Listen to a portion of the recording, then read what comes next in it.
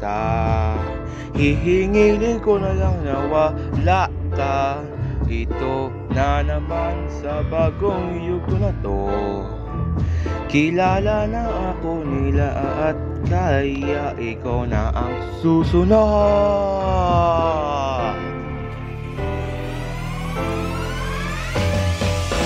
Sana naman.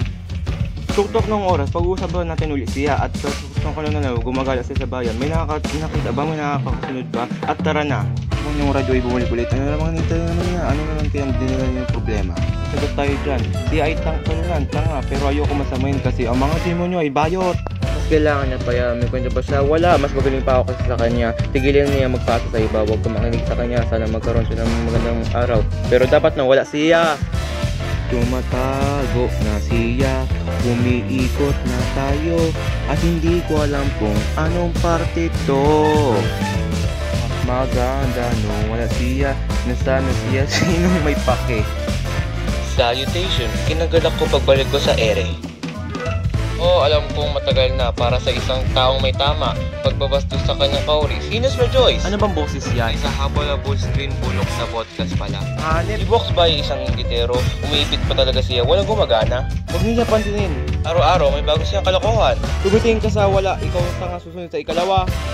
Layunin niya ba maging tanga o sadyang mali lang siya? Mas malala kung wala siyang kasama. Bahala ka. At may pakasama sila. Salit daw ako sa team nila. Hindi na daw kasi pitaya lang sila.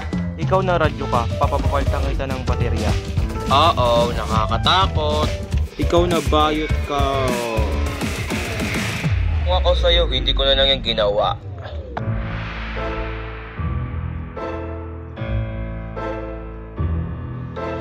Halina, hihingilin ko na lang na wala ako.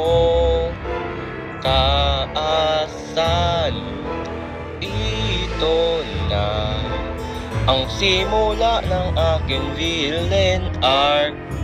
Dito na bomba.